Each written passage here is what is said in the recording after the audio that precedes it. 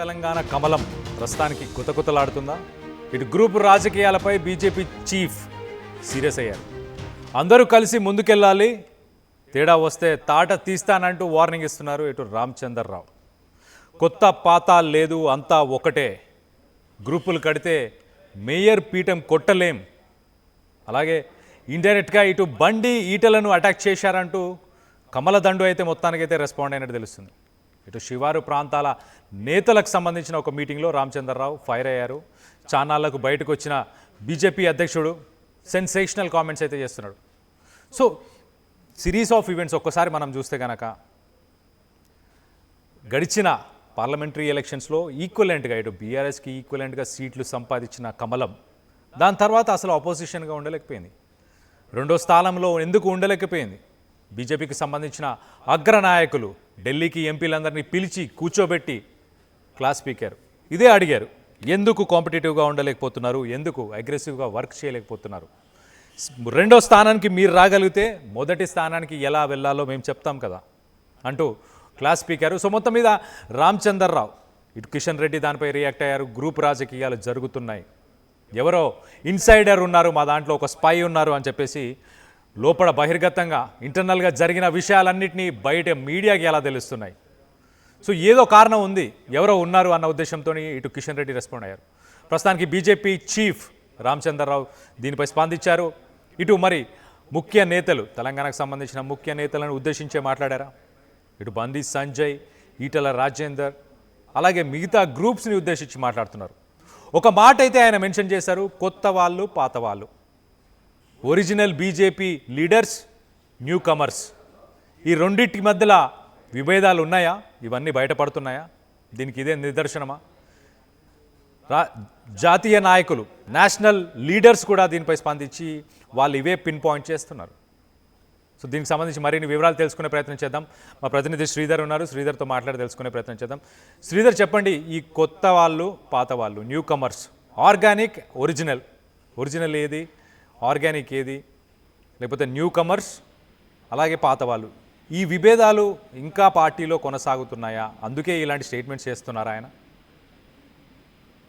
Kalyan, definite గా అటు BJP chief మాట్లాడిన మాటలు ఏవైతే ఉన్నాయో పార్టీకి సంబంధించి కొత్త పాత అనేది కూడా ఇంకా కొనసాగుతుంది. కొనసాగడమే కాదు, పార్టీకి అది నష్టం చేకూరడమే కాకుండా పార్టీ బలపడేలా చేస్తుందని కూడా అటు బీజేపీ చీఫ్ కూడా భావించి ఈ వ్యాఖ్యలు చేశారని మనం అనుకోవచ్చు. ఎందుకంటే బీజేపీకి సంబంధించి కింది స్థాయి నుంచి, అంటే గ్రౌండ్ లెవెల్ ఉన్న బూత్ స్థాయి కార్యకర్తల నుంచి టాప్ లో ఉన్నటువంటి ఎంపీ ఎమ్మెల్యేలు కానీ కేంద్ర మంత్రుల వరకు కూడా ఇదే కొత్త పాత అనేది కాకుండా పార్టీలో ఒకరికొకరు కూడా కొంత నేతలకు కూడా అవగాహన కాదు, ఒకరిపై ఒకరు కూడా ఒకరితో ఒకరు పడకపోవడం అనేది ఏదైతే ఉందో అది పార్టీకి తీరని నష్టం చేకూరుతుందని జాతీయ నేతలు సైతం ఆగ్రహం వ్యక్తం చేసినటువంటి దాఖలు ఉన్నాయి. మొన్న ప్రధాని మోడీ సైతం కూడా పర్ఫార్మెన్స్ సరిగా లేదు, అందరూ కలిసి వెళ్ళండి అని నేతలతో నేరుగా చెప్పిన విషయం కూడా మరొక ముందు రాష్ట్ర బీజేపీ చీఫ్ ఈ రోజు జరిగినటువంటి శివారు ప్రాంత నేతలు ఏదైతే ఉందో డీలిమిటేషన్ పైన కూడా వారితో కూడా మీటింగ్ పెట్టాడు. ఆ మీటింగ్ లో ఒకటే చెప్పాడు, పాత కొత్త అనేది కాదు, పార్టీలో అందరూ కలిసి ముందుకు వెళ్ళాలి. అటు డీలిమిటేషన్ ను అటు రాష్ట్ర ప్రభుత్వం తీసుకొచ్చింది, 300లకు కూడా ఒకవైపు కూడా డివిజన్లు వేస్తున్నారు. అయినా అది తప్పుగా తడకగా ఉంది, దానిలో సరైన విధంగా కూడా ఒక ప్రాసెస్ ప్రకారంగా లేదు, ఒక పద్ధతి లేదు దానికి అని చెప్పి దాన్ని అడ్డుకోవాలి. ఇందులో పోరాటం చేయడంలో కూడా పాత కొత్త, లేదంటే ఒక నేత వస్తే నేను పనిచేయను, లేదంటే ఇంకో నేతను జాయిన్ చేసుకోవాలి, లేదంటే ఇంకో నేత వస్తే తను పనిచేయనని ఏదైతే ఉంది ఇటువంటి సాకులు చెప్తే డెఫినెట్ గా పార్టీ సీరియస్ యాక్షన్ ఉంటుంది అంటూ కూడా వార్నింగ్ ఇవ్వడమే కాకుండా ఆ నేతలకు కూడా కొన్ని చురకలు అంటించారు. పార్టీకి సంబంధించి ఇంటర్నల్ మీటింగ్ అయినప్పటికీ కొంత ప్రహాటంగా మాట్లాడి ఇంకొంత ఇంటర్నల్ కూడా చురకలు అంటించడమే కాకుండా ఇలా నేతలు పాత కొత్త కానివ్వండి విభేదాలు ఉంటే మాత్రం మేయర్ పీఠం కొట్టలేము. నెక్స్ట్ తెలంగాణ రాజకీయాల ముఖ చిత్రం రావాలంటే జిహెచ్ఎంసీలో బీజేపీ ఎన్ని డివిజన్లు అయినప్పుడు 300 ప్రస్తుతం ఉన్నటువంటి కొత్త డీలిమిటేషన్ అనంతరం కూడా 300 డివిజన్లు అయినప్పుడు బీజేపీ మేయర్ పీఠం కొట్టాలంటే అందరూ కలిసికట్టుగా ముందుకు వెళ్ళాలి. కాబట్టి స్టేట్ చీఫ్ ఈ మీటింగ్ లో కూడా కొంత సీరియస్ అయ్యారు. దీనికి సంబంధించి కొంత పార్టీలో చర్చ అయితే జరుగుతుంది. ఎందుకంటే అటు అగ్రనాయకులుగా ఉన్నటువంటి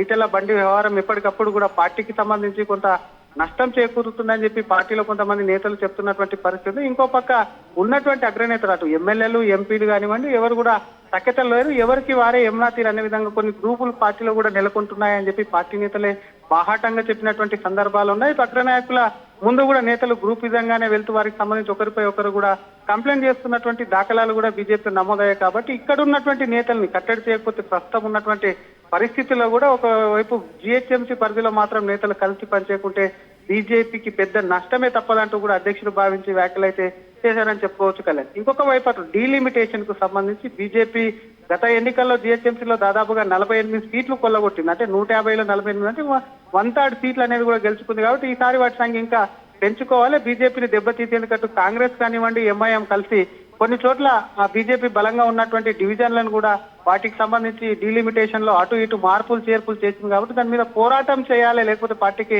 నష్టం చేకూరదు. అటు జిహెచ్ఎంసీలో కమలం జెండా ఎగరేస్తే మేయర్ పీఠం దక్కించుకుంటే నెక్స్ట్ ఎన్నికలకు సంబంధించి కూడా వేరే విధంగా సైన్ వెళ్తుంది. తెలంగాణ రాజకీయాల్లో ముఖ చిత్రం అనేది కూడా మారబోతుంది అని చెప్పి కూడా మరి బీజేపీ రాష్ట్ర అధ్యక్షులు చెప్పినట్టు ఆ సమాచారం. Kalyan, right Sridhar, thanks for the latest update. మొత్తానికైతే ఇటు Ramachandra Rao, BJP chief Ramachandra Rao sensational comments అయితే చేస్తున్నారు. ఇటు సీనియర్ నాయకులు ఎవరైతే ఉన్నారో వాళ్ళపైన, వాళ్ళ మధ్యలో విభేదాలు ఏవైతే ఉన్నాయో వాటన్నిటిని కూడా రిజాల్వ్ చేసుకోవాలి, ఖచ్చితంగా మేయర్ కొట్టాలి మనం అని చెప్పేసి ఆయన స్టేట్మెంట్స్ రిలీజ్ చేస్తున్నారు. ఎట్ ద సేమ్ టైం ఇటు ప్రతిపక్షాలు, ఇటు ప్రభుత్వాన్ని కూడా, ఇటు కాంగ్రెస్ పార్టీ అలాగే ఎంఐఎం ఇవి రెండు కుట్ర పన్నుతున్నాయి. ఒక 20 డివిజన్స్ని మర్జ్ చేస్తున్నారు, మ్యానిపులేట్ చేస్తున్నారు, ఓట్ బ్యాంక్ కోసమే ఇలాంటి పనులు చేస్తున్నారని చెప్పేసి ఇటు కాంగ్రెస్ని అలాగే దాంతోపాటు ఎంఐఎంని కూడా ఆయన దూషించారు. మొత్తం మీద అయితే ఖచ్చితంగా కొత్త వాళ్ళు పాత వాళ్ళు అంటూ తేడా లేకుండా అందరూ కలిసి పనిచేస్తేనే ఖచ్చితంగా ఇటు మేయర్కి సంబంధించిన మేయర్ సీట్ని కొట్టగలుగుతామని చెప్పేసి సెన్సేషనల్ కామెంట్స్ చేశారు. జూబ్లీహిల్స్ ఎలక్షన్ ఒక ఎగ్జాంపుల్ అని చెప్పుకోవచ్చు. జూబ్లీహిల్స్ ఎలక్షన్లో అగ్రనాయకులు, పెద్ద పెద్ద నాయకులు ఉండి కూడా అక్కడ ఏమాత్రం ఓట్ పర్సంటేజ్ని కోల్పోవడంతో పాటు అక్కడ ఎలక్షన్ని కూడా ఫైట్ చేయలేకపోయారు ప్రాపర్గా అని చెప్పేసి మొత్తానికైతే అనలైజ్ చేసుకొని ఇప్పుడు ప్రస్తుతానికైతే ఢిల్లీలో ఉన్న నేషనల్ లీడర్స్, ఢిల్లీ పెద్దలు మొట్టికాయలు వేసిన తర్వాత ఆయన దీనిపై స్పందించినట్టు చాలా క్లియర్గా తెలుస్తుంది. సో మరి ఇటు ఈటల రాజేందర్ అలాగే ఇటు బండి సంజయ్ వీరిద్దరి మధ్య కొత్త పాత అన్న విభేదాలు ఇక్కడే కనిపిస్తున్నాయి ఎక్కువ శాతం. అండ్ ఇద్దరు ఉమ్మడి కరీంనగర్ జిల్లాకు సంబంధించిన వాళ్ళు.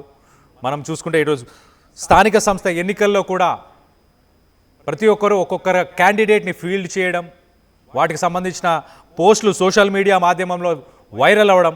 సో విభేదాలు అయితే ఇంకా కంటిన్యూ అవుతూనే ఉన్నాయి. మరి పెద్దలు, ఢిల్లీకి సంబంధించిన పెద్దలు కూర్చోబెట్టి మాట్లాడతారా, మరి లేకపోతే తెలంగాణ బీజేపీ చీఫ్ రామచంద్రరావు కూర్చోబెట్టి మాట్లాడతారా?